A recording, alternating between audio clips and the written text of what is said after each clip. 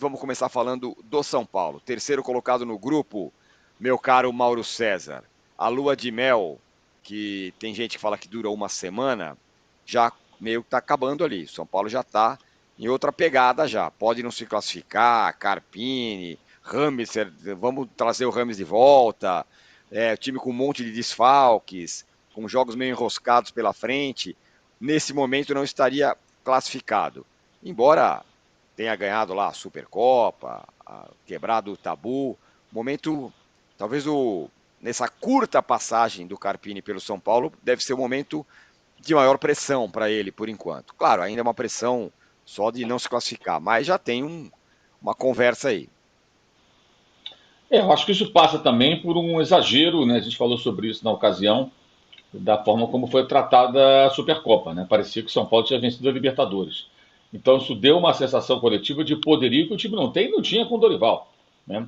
Aliás, já falei outras vezes, vou repetir aqui. Eu acho que o trabalho do Dorival no São Paulo e no Flamengo também ele é superestimado. É uma boa vontade muito grande, um recorte dos melhores momentos do técnico, quando conquistou títulos nos dois clubes, mas as equipes que ele comandou, tanto no Flamengo quanto no São Paulo, foram os trabalhos que o levaram à seleção, né? Tinham problemas, e alguns sérios. Um dos maiores problemas do São Paulo foi uma campanha muito fraca no Campeonato Brasileiro, sem vitórias fora de casa até uma das últimas rodadas, na penúltima rodada, antepenúltima, quando venceu o Bahia lá em Salvador, um Bahia desesperado, lutando contra o rebaixamento. Então, e o time oscilava entre boas atuações em casa e fora algumas muito ruins, muito ruins. A pior delas foi a goleada sofrida para o Palmeiras, né? Aquele 5-0. Então, quando o Palmeiras vence nos pênaltis, num jogo, na minha visão, até muito fraco, em Belo Horizonte, dá uma sensação de que, pô, São Paulo venceu nos pênaltis, né? Que São Paulo voltou a ser poderoso. Então, não, o São Paulo não está nesse estágio. Acho que nunca esteve nesse estágio. Jamais esteve. Mesmo na Copa do Brasil. Foi competitivo, foi bem, mereceu ganhar, mas. Então, o Carpini é cobrado, talvez, para apresentar algo que está muito mais no imaginário coletivo do que algo que o time apresentasse antes de sua chegada. E aí vem o aspecto que eu acho que é o mais relevante de todos, que eu acho que esse não é nem subjetivo, né, que eu falei que é a minha opinião, as pessoas evidentemente podem discordar, que é o fato de ser um técnico que vai mostrando ter um perfil diferente do seu antecessor. E técnicos, quando têm perfil diferente, trabalham de forma diferente. Não dão uma sequência exatamente a um tipo de trabalho. E aí o time tem que levar um tempo, vai levar um tempo até se adequar. Aí eu acho que isso entra sempre na conta do dirigente, que contrata um determinado nome, porque é um nome de sucesso, ou porque é um nome aparentemente promissor, que é o caso dele, e não necessariamente pela linha de trabalho, pela forma como monta suas equipes e pela eventual semelhança com o trabalho daquele que saiu. E os jogos vão mostrando que eles são de escolas diferentes. Eu acho que esse é o problema. Agora, o campeonato estadual também pode ser encarado como pré-temporada. Vamos jogar esse negócio aqui, que o nosso técnico meteu o pé em cima do campeonato. O elenco foi montado em função dos seus pensamentos, das suas ideias de jogo, da sua forma de trabalhar, e quando a CBF assoviou, ele foi correndo, como todos eles fazem, né? Foi para a CBF. E aí deixou o São Paulo na mão, como tinha saído do Ceará também, e foi trabalhar no Flamengo, né? Mas só é lembrado que o Dorival não teve o contrato renovado no Flamengo. Mas ele também faz as escolhas dele, e é um direito que ele tem. Como as empresas que ele trabalhou, pode ficar com ele, não renovar contrato ou não, enfim, os clubes, né? Mas o fato é que ele deixou o São Paulo na mão, quando ele saiu, né? A seleção também ficou na mão. Então o São Paulo talvez devesse encarar esse campeonato como uma transição para o Carpini se adaptar, se é que acredita no técnico. Mas qual o dirigente que vai tomar a frente e falar, gente, não estamos preocupados com o campeonato estadual, a gente tem que agora ajustar a equipe, é nosso novo técnico, porque o outro foi embora, às vésperas da primeira rodada do campeonato estadual. Alguém vai fazer isso? Gente para fazer isso lá não falta. Tem um presidente, aliás, que desempenha na passarela, né? Fantástico, o nosso grande Casares, né? Momentos depois do empate com o Bragantino com sabor de derrota, ele estava todo faceiro a desfilar pela Dragões da Real, vice-campeão do Carnaval Paulista. Realmente, o homem é bom de passarela. Além dele, você tem o Belmonte, que é o vice-futebol, tem o diretor executivo, que é o Rui, né? Tem o Muricy. Então, tem muitos nomes ali, mas alguém vai sair para falar, olha, esqueçam o campeonato. Não importa o que aconteça. A gente vai trabalhar com esse técnico aqui, porque nós perdemos um técnico às vésperas da competição. O rapaz não vai fazer milagre de uma hora para outra. Já ganhamos uma taça, atenção, em cima do Palmeiras. Seria mais adequado que alguém tomasse a frente e fizesse isso. Não sei se alguém fará. Pois é, até agora não tem essa conversa aí. Claro, também não tem uma fritura sobre o Carpini, Danilo, mas já tem um incômodo. O time, afinal, está em terceiro. Se o campeonato acabasse hoje, não estaria classificado, não iria para a Copa do Brasil do ano que vem, né? Tem aquelas como o Santos não foi, não está na Copa do Brasil esse ano. Então, tem um incômodo por esse momento. E tem um ponto entre tudo que que o Mauro falou, que eu queria destacar com você, que é sobre o jeito de jogar. Quando o Dorival foi embora, falou: não, eu deixei aqui, ó, planejamento perfeito, tá tudo bem, quem chegar pode tocar o barco e tá tudo legal, vamos em frente. Sem contar com o fato de que o cara que chega, aparentemente, gosta de jogar de outra forma, né? Se eu até elogiei no começo, o São Paulo agora joga um jeito mais vertical, chega mais perto no gol. Nesse jogo contra o Bragantino, foi bola longa 100% do tempo. Teve até piadinha quando viram aquele campo lá que o São Paulo vai jogar em Brasília, que tá todo careca no meio do campo. Fala, pô, ainda bem que é no meio campo, que o São Paulo não usa mesmo. O São Paulo do Carpini. Diga lá. Bom dia a todos. Eu acho que concordo na parte do exagero, especialmente no título. Eu acho o título da Supercopa muito importante, não muito importante historicamente, mas muito importante para a torcida, para o momento, vencer o Palmeiras.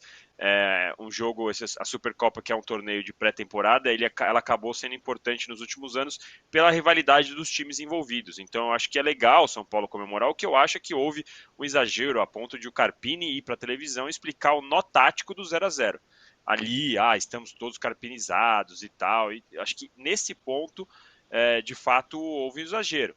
O Carpini pega um trabalho do Dorival e aí ele pode fazer as mudanças que ele quiser, mas ele tem que entender que, por mais que seja um torneio de pré-temporada, na minha visão, o São Paulo tem que passar para a próxima fase, porque tem muito mais dinheiro, começa nessa parte financeira, tem também a parte de estrutura e tem o mesmo time que foi o campeão da Copa do Brasil praticamente. Então, para mim, eu vejo o São Paulo ok, não precisa jogar uma bola fina, que vai ser o melhor futebol do Brasil logo no começo do ano, mas para mim precisa sim classificar para o Campeonato Paulista. O Carpini tem que ter isso em mente.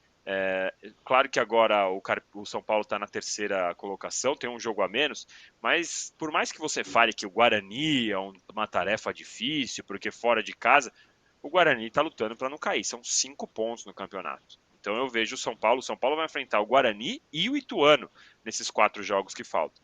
São 6 pontos que, pô, é praticamente garantido. Não tem muito como pensar que o São Paulo não vai fazer esses 6 pontos. Aí tem o clássico com o Palmeiras, que ok, é um jogo que pode ser um empate, pode vencer, pode perder, tudo pode acontecer, diria o outro.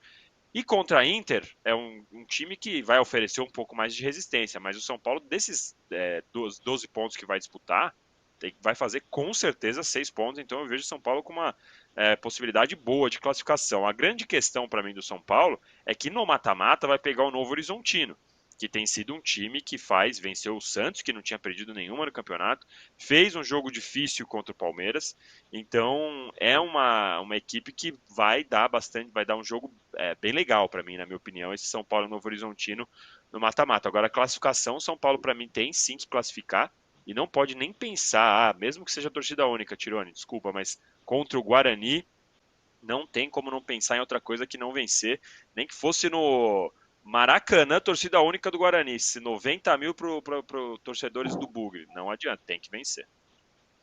Verdade, o jogo virou um jogo obrigado, porque afinal se perder um jogo desse com um time que está lutando para não cair, aí é realmente isso que a gente está achando que pode ser uma possibilidade de crise e tal, aí ela chega com vontade.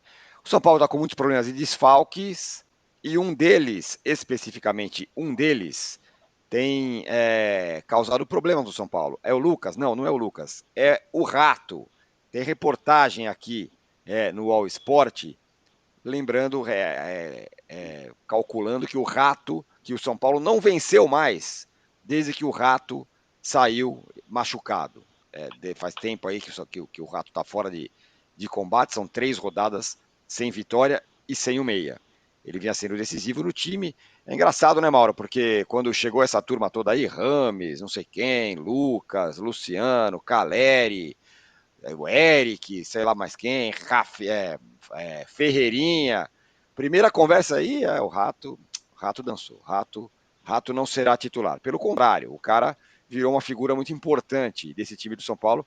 Lembrando aquela história, né? Quando ele chegou, jogador de Série B, não serve, não serve para o São Paulo, aquele papo. E aquela coisa, né? Avaliação mais pela grife do que outra coisa, né? Ele é um jogador importante, ele é um jogador útil e faz de fato falta, né? Faz de fato falta e eu acho que não só os resultados aí, essa ratodependência aí, ela é bem evidente, né?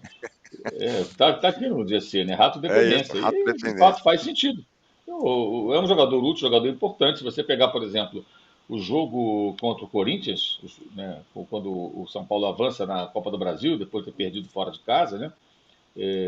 Aliás, o São Paulo até não jogou pior que o Corinthians, acabou errando ali por conta daquela falha do Caio Paulista, e perdendo o jogo, o gol do Renato Augusto. Eu acho que o Rato foi o melhor em campo naquele jogo. Todo mundo falou muito do Lucas, mas eu acho que o melhor foi o Rato.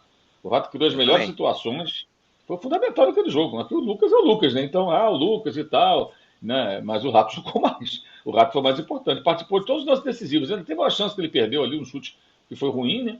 Mas ali foi um recorte negativo em meio a uma série de acertos. Quer dizer, foi o maior jogo até então da competição para o São Paulo. E ele estava na situação adversa, né? Tinha que vencer por mais de um gol. Então ele é um jogador importante sim desse time de São Paulo, né? Talvez se ele jogasse num outro clube brasileiro que tem elenco melhor, ele não fosse nem titular. Mas no São Paulo ele é importante. Ele faz falta sim, de fato. E é curioso, né? Você ter o Rames Rodrigues no elenco, ainda tem, né? E em toda essa situação, mas quem faz falta é o Rato. Aqui, ó, o Lucas, ele fala que não, o Rato jogou 32 jogos ano passado, Danilo. No Brasileiro deu 4 assistências e não fez nenhum gol. Essa reportagem é uma piada, diz ele. Mas na Copa do Brasil, na semifinal contra o Corinthians, jogo decisivo, ele deu um passe, fez um gol, e por aí vai. E deu, na quebra do tabu, deu um passe pro Caleri fazer o gol, porque se fosse o Rames fazendo isso, ia ter uma estátua do Rames do lado do Tele hoje lá. Eu até brinquei com você e com o Arnaldo, eu não lembro em qual dos programas que vocês estavam, que vocês estão 24 horas online, mas o Wellington Rato vira o Cristiano Ronaldo contra o Corinthians. Ele joga muita bola contra o Corinthians, é um negócio impressionante. Todo jogo contra o Corinthians, o Wellington Rato é decisivo. Foi na Copa do Brasil, foi no jogo do Tabu e por aí vai. E para mim é um jogador que ele pode ter a sua importância, mas não dá para o Wellington Rato ser o líder criativo de uma equipe, ainda mais do São Paulo, que tem objetivos de brigar pela uma vaga na Libertadores no mata-mata esse ano, no mata-mata da Libertadores, tem objetivo de sonhar mais alto no Brasileirão do que sonhou no ano passado e de repente de buscar o bi da Copa do Brasil. Não dá para você ter um time como o São Paulo com o Rato como líder de assistências, como líder criativo. E o fato de o Rato sair e o São Paulo entrar numa fase não tão boa, com derrotas e tal, mostra um pouco, talvez, que o elenco do São Paulo ainda assim é carente. A gente já teve discussões se o elenco do São Paulo ele é bom ou não, se ele é melhor ou pior que o do Palmeiras. Eu já tinha dado a minha opinião no momento, mesmo depois da derrota nos pênaltis para o Palmeiras, eu ainda acho que o do Palmeiras continua melhor. E aí, quando você vê que o Rato sai, o Lucas sai e o São Paulo sofre bastante, eu ainda defendo meu ponto. O elenco do São Paulo ele é apenas ok, ele não é um negócio muito bom, não é um elenco que você pode perder 2, 3 titulares e que você vai ficar tranquilo para o resto da temporada. Como de fato está acontecendo exatamente nesse momento, né? Perdeu 2, 3 titulares e está aí meio pendurado no Campeonato Paulista. Perdeu o Lucas, perdeu o Wellington Rato, que a gente está falando, Igor Vinícius, Rafinha, Moreira, 5 jogadores importantes, perdeu todos os laterais que tem do elenco, e aí agora está meio pendurado aí. Tem expectativa de que no fim da semana algum desses jogadores possa voltar, possa ser relacionado pelo menos, ou que pelo menos no outro jogo contra a Inter de Limeira na semana que vem, algum desses caras possam voltar aí para ajudar. E Luciano não tá nada bem também, né, Tirone? Também poderia ajudar um pouco mais, né? Pois é, isso foi tema, né, da última coletiva do Carpini depois do jogo. Ele falou que ele quer o Luciano jogando um pouco mais adiantado. Quando o Luciano joga um pouco mais adiantado, esvazia mais o meio campo. Ele falou que está tentando se adaptar a esse negócio e tudo mais, tal, ainda. Fato é que no último jogo, sobretudo, o Luciano foi muito mal, mas muito mal mesmo. Muita gente pede que ele saia do time, muitos torcedores e tal. Ele vem E o que ele caindo de reclama produção. com a arbitragem é uma brincadeira, hein? Nossa Senhora. Ele reclama de tudo o tempo todo, 100% do tempo. Acho que é um dos jogadores mais chatos nesse aspecto do Brasil, assim, tranquilamente. Deixa outros aí que são chatíssimos no chinelo. Ele é muito chato, ele não para de reclamar de fato. Tem toda a razão. Qual?